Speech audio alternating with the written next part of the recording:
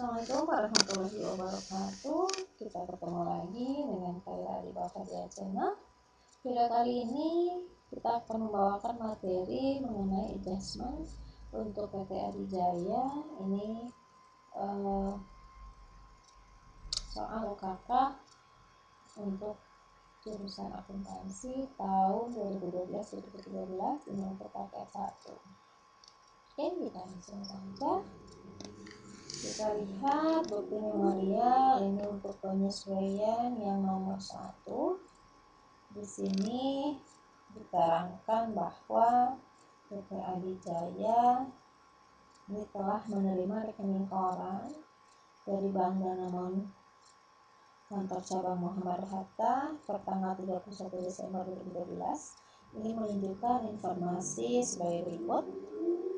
Datanya adalah interest revenue atau pendapatan bunga sebesar 4 juta dan bank service charge atau beban administrasi bank 360.000 rupiah.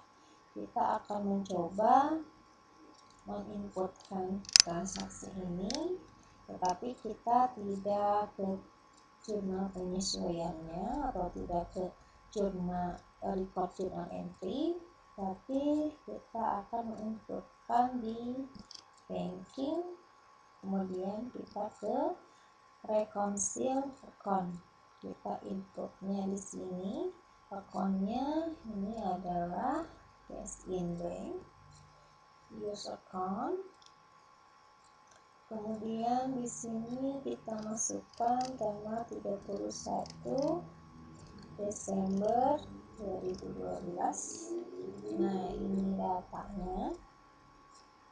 Ini adalah transaksi-transaksi yang berhubungan dengan cash in bank. Nah, ini untuk mencatat transaksi ini kita bisa klik bank entry yang ini ya. Kita klik bank entry, kemudian kita masukkan yang ini untuk service charge-nya atau bank service charge, ini beban administrasi bank. Kita masukkan sebesar 360. Kemudian ID-nya kita masukkan BM 1201. Tanggalnya udah benar ya, 21 Desember 2012. Kemudian akun yang terpengaruhnya adalah bank service charge, use account. Di sini kita masukkan namanya, penyesuaian beban administrasi bank. Selesai untuk bank service charge. Selanjutnya adalah untuk interest revenue atau pendapatan bunga. Kita masukkan di sini amountnya sebesar 4 juta. Kita masukkan di sini 4 juta. Kemudian ID-nya masih sama, BM 12.01, tanggalnya sudah benar. Kita hubungkan dengan interest revenue di sini use account. Namanya adalah penyesuaian pendapatan bunga. Kita record di sini. Kita record. Nah, ini penyesuaian yang barusan kita masukkan. Kita cancel aja dulu. Selanjutnya kita akan melakukan reconcile account. Kita masuk ke banking, reconcile account kembali, kemudian kita masukkan tanggalnya tanggal 31 Desember 2012. Kita checklist semuanya. Ini out of value-nya harus 0. Kalau tidak 0 di sini, maka kita tidak bisa melakukan rekonsiliasi bank ya. Di sini karena sudah benar, out of balance-nya 0, kita langsung klik reconcile. Kemudian ada kotak dialog, kita klik lagi reconciliation. Selanjutnya Excel, kita kembali ke kanan. Untuk dokumen transaksi 1 selesai.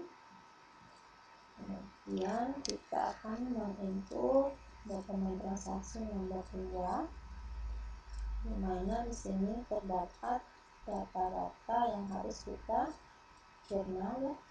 Ini persediaan akhir. Yang pertama datanya persediaan akhir supplies, ini senilai 4.300.000. Berarti kalau kita jurnal untuk ayat jurnal penyesuaian, ini adalah supplies yang benar-benar sudah terpakai. Ya, tapi sebelum di jurnal, kita buka dulu jurnal penyesuaiannya, ke akun, kemudian report jurnal entry. Kita masukkan tanggalnya tanggal 31 Desember 2012.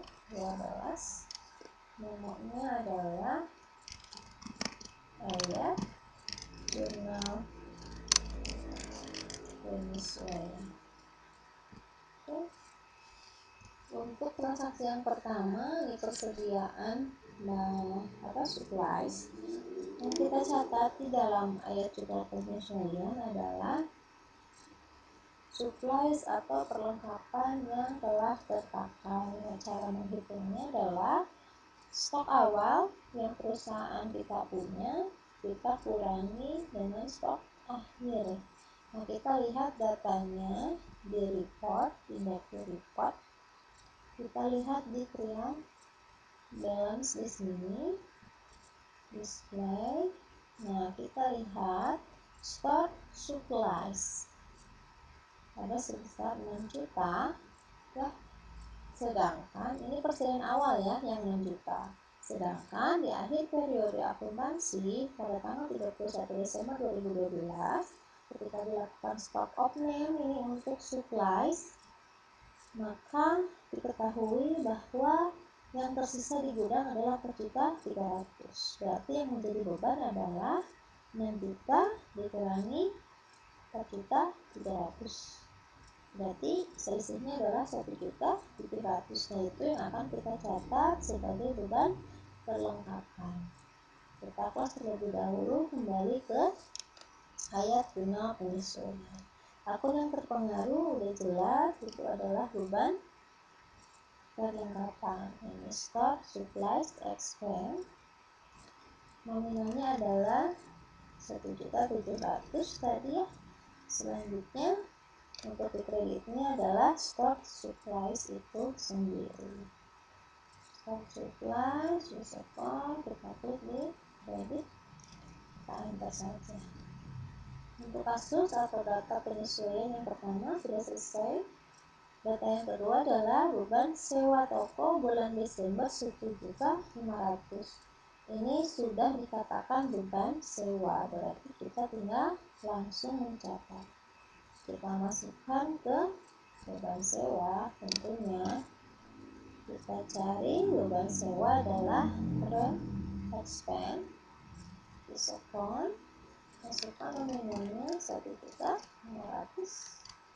Selanjutnya akun yang terpengaruh untuk kreditnya adalah sewa dibayar muka ya. Berarti tiket dan klik di kreditnya secara otomatis nominalnya akan muncul. Oke, kasus nomor 2 selesai. Nomor 3, beban asuransi bulan Desember 850.000 rupiah. Beban asuransi berarti memang sudah benar-benar menjadi beban. Kita tidak usah menghitung kembali, kita langsung masukkan ke beban asuransi. Benar. Berarti insurance expense, kita use account, kita masukkan nominalnya 850.000 rupiah. Kemudian yang di debitnya adalah prepaid insurance atau asuransi dibayar dulu. Kita klik aja langsung. Nomor 3 selesai. Ini ada nomor 4. Nomor 4 di sini adalah informasi menerangkan bahwa cadangan kerugian piutang dagang ini 4% dari saldo piutang per 31 Desember 2012. Berarti kita harus mencari terlebih dahulu saldo piutangnya di trial balance. Oke, kita lihat konversi perubahannya. Di sini ada 583 juta rupiah. Kita hitung, coba kita hitung yang diminta untuk cadangan kerugian piutang adalah 4%. Nah, berarti 583 juta. Ini kita kalikan 4% ya, 4% berarti 23.320. Nah, sedangkan coba kita lihat di akun allowance for doubtful debt. Di sini sudah ada nominalnya sebesar 22 juta. Nah, jika cadangan kerugian piutangnya dimintanya 4%, berarti yang 22 juta ini seharusnya adalah 23.320. Sehingga di AJP nanti kita akan mencatat selisihnya saja. Ya, jadi selisihnya adalah 23.320.000 rupiah dikurangi 22 juta. Coba kita lihat.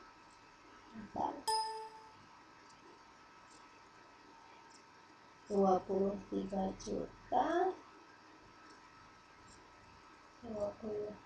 juta, tapi cuma 1.320 ya.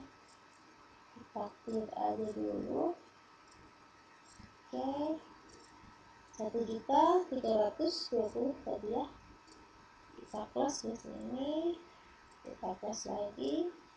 Berarti akunnya adalah beban kerugian piutang. Terlebih dahulu kita masukkan untuk di debitnya beban kerugian piutang, bad debt expense kita masukkan. Tadi selisihnya adalah 1.320.000 rupiah. Nah, akun kreditnya ini adalah allowance for doubtful debt. Kita tambahkan sebesar 1.320.000 rupiah. Nah, sehingga nanti ketika di postingan di manual ya, ini akan menunjukkan sebesar 4% dari saldo piutang per 31 Desember 2012, yaitu 23.320.000 rupiah. Kita coba CTRLR. Bentar, ini nominalnya kita enter dulu, CTRLR. Nah, ini adalah jurnalnya. Klik OK, kemudian kita import. Oke. Untuk transaksi nomor 2 selesai. Selanjutnya adalah transaksi nomor 3, dimana ini datanya ini ada penyusutan equipment bulan Desember 2012. Ini bisa lihat tabel. Coba kita lihat tabelnya di bawah ya. Nah, ini tabelnya.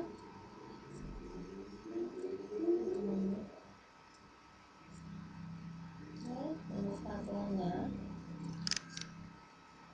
Yang harus kita ingat, ini perhitungan untuk penyesuaian depresiasi untuk setiap tidak tetap. Ini di awal dijelaskan bahwa PT Adijaya ini memperhitungkan atau mencatatnya setiap bulan. Berarti untuk AJP bulan Desember 2012 kita mencatatnya hanya 1 bulan. bukan 1 tahun. Berarti coba kita lihat berapa per bulannya.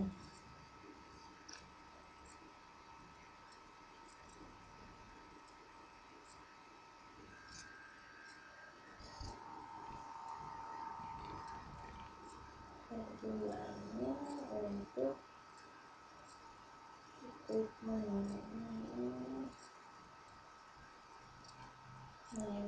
penyusutan untuk tahun 2012 ini 1 tahun.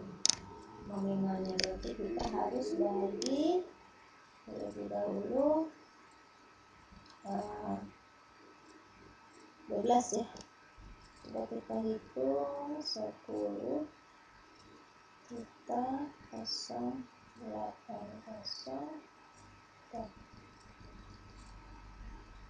10 juta 080 kita bagi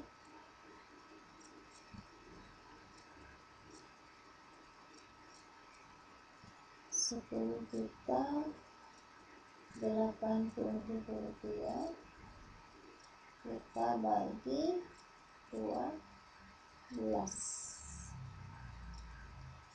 jadi jatuhnya 840 per bulannya ya.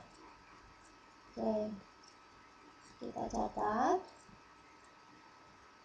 di sini. Memangnya adalah ayat jurnal penyesuaian. Akun yang terpengaruh di sini adalah beban penyusutan ya, berarti di 6 beban penyusutan depreciation expense. Tadi nominalnya 840 ya.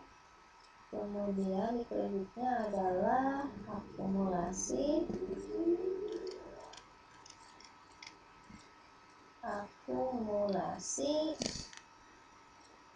nah ini equipment acquisition depreciation. Kita klik di kredit nominal yang sama. Oke, untuk depresiasi selesai. Coba kita lihat. Nah, ini data selanjutnya bahwa gaji bulan Desember 2012 sebesar 4.500 ini akan dibayar pada tanggal 2 Januari 2017. Berarti ini utang ya, menjadi utang, tetapi karena ini bebannya di bulan Desember, berarti kita tetap harus mengakui beban gaji tersebut di bulan Desember. Kita satukan yang listrik, ini juga sama, tagihannya akan dibayar tanggal 5 Januari 2013. Ini juga merupakan utang beban ya, tetapi beban listrik dan teleponnya kita harus akui di bulan Desember itu sendiri. Caranya kita masukkan untuk yang poin 6 gaji dulu, beban gaji ya. Beban gaji adalah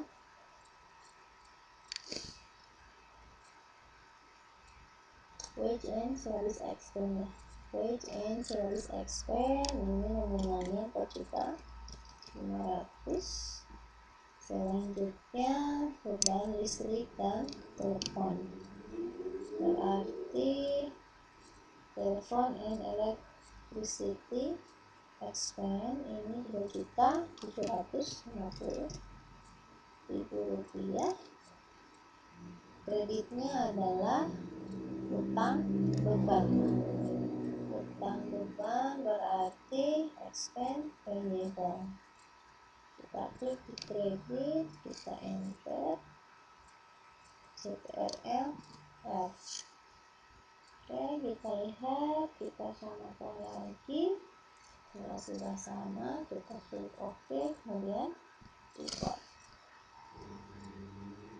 Dokumen transaksi selanjutnya Nah, ini untuk pencatatan PPN ya.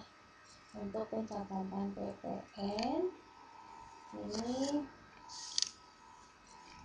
memasukkannya, selisihnya ini kita masukkan ke PPN payable atau prepaid PPN. Oke, kita langsung saja kita masukkan terlebih dahulu di debitnya PPN outcome. Kita tutup dulu PPN outcome di debit ke PPN outcome. Ini PPN outcome termasuk ke dalam outcome, ini saldonya di kredit. Oleh karena itu kita harus tutup terlebih dahulu di debit. Diskon nominalnya kita bisa lihat di report, indeks to report. Balance, coba kita lihat PPN outcome 71.200.000 ya, supaya nanti tidak dua kali kita lihat ya PPN income-nya. Ini PPN income sebesar 65.175.000 rupiah. Ini catat aja terlebih dahulu ya. Ini posisinya di debit, nanti kita tutup di kredit. Nah, plus kita kembali ke penyesuaian. Ini nomornya kita isi terlebih dahulu. Ayo jurnal penyesuaian. Di sini tadi nominalnya adalah 71.200.000 ya. Selanjutnya PPN income. Ini tadi kita simpan di kredit, nominalnya adalah 65.175.000. Nah, ini ada selisih antara debit dengan kredit. Ini artinya bahwa PPN outcome ini kan diterima melalui transaksi penjualan, sedangkan PPN income ini adalah PPN yang kita bayar ketika transaksi pembelian. Nah, ini ada selisih PPN-nya, berarti kita selisihkan. Jika PPN outcome lebih besar daripada PPN income, maka akun yang muncul adalah PPN payable, nanti nominalnya di kredit. Tapi kalau misalkan PPN outcome ini lebih kecil daripada PPN income, itu masuknya ke prepaid PPN yang nanti posisinya akan di debit. Nah, ini karena lebih besar debit daripada kredit, berarti kita masukkan ke PPN payable. Kita cari PPN payable-nya di dua. Nah, ini PPN payable diskon, kita tinggal klik aja di kreditnya. Berarti sebesar 6.025.000 rupiah. Oke. Selanjutnya kita akan menghitung pajak. Ini PPh badan yang ditentukan sebesar 25% dari laba faktor ya, dari laba bersih sebelum pajak. Nah, caranya coba kita lihat di report, indeks report, berarti kita ke laporan laba rugi. Hitungannya 1 Januari 2012 sampai 31 Desember 2012. Coba kita display di sini. Kita hitung nanti yang ini ya, yang laba sebelum pajak, laba bersih sebelum pajaknya kita hitung yang 428.260.000 rupiah. Ini kita kalikan ke 25%. Coba kita hitung 428.260.000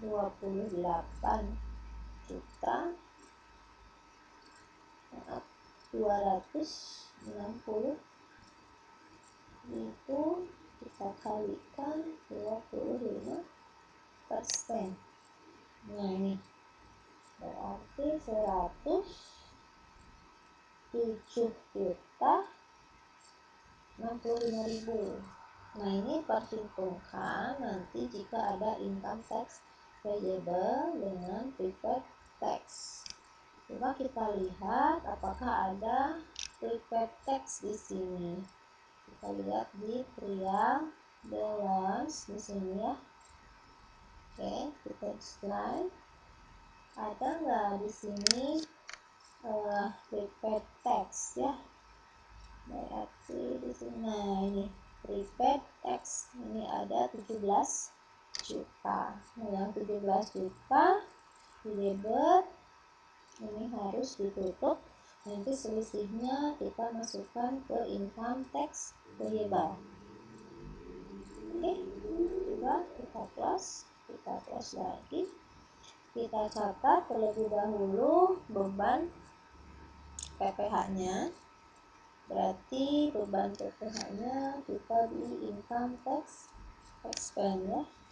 Income tax expense di 9 income tax expense di account kita masukkan sebesar 107.065.000. Kemudian tadi ada prepaid tax ya. Prepaid tax-nya di debit sebesar 17 juta, kita tutup di kredit supaya nanti dinolkan. Nah, selisihnya karena kita kurang bayar berarti kita akui sebagai utang. Oke, berarti kita di 2 ya. Kita masukkan ke income tax payable. Nah, ini kita di kredit. Oke, CTRL-R. Kita samakan jumlahnya. Kalau sudah sama, kita klik OK. Kita record, cancel. Oke, selesai. Tahapan untuk ayat jurnal penyesuaian untuk data adidaya sudah kita pecahkan dari dokumen 1 sampai ke 4. Berarti video kali ini dicukupkan sekian. Wabillahi taufiq wal hidayah. Wassalamualaikum warahmatullahi wabarakatuh.